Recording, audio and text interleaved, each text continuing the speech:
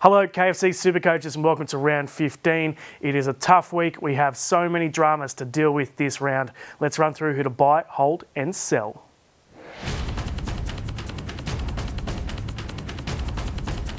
Mitchell Moses is my pick as a replacement for Nathan Cleary.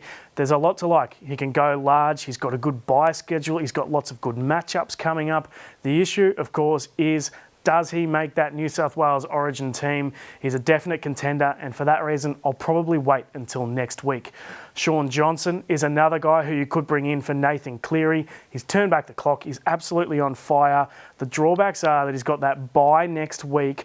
Plus, it's Shaun Johnson. He has such a long injury history. Is it just a matter of time before that groin or that hammy pops? Cody Walker, he's been in such good form and he could replace Cleary in your team or could come in for Dylan Brown, depending on what happens for him.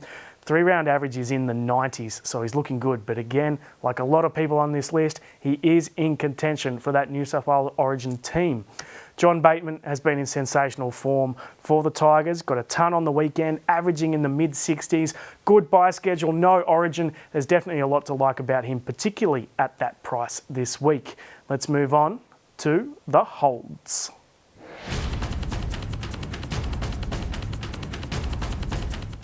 Dylan Brown, I mentioned before, look, he has been named this week despite those charges that he is facing. So for now, he is a hold pending what happens later in the week.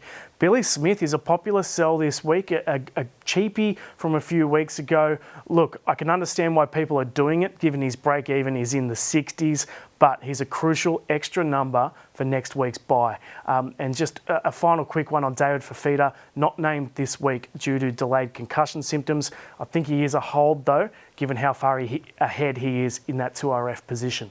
Let's do the sells.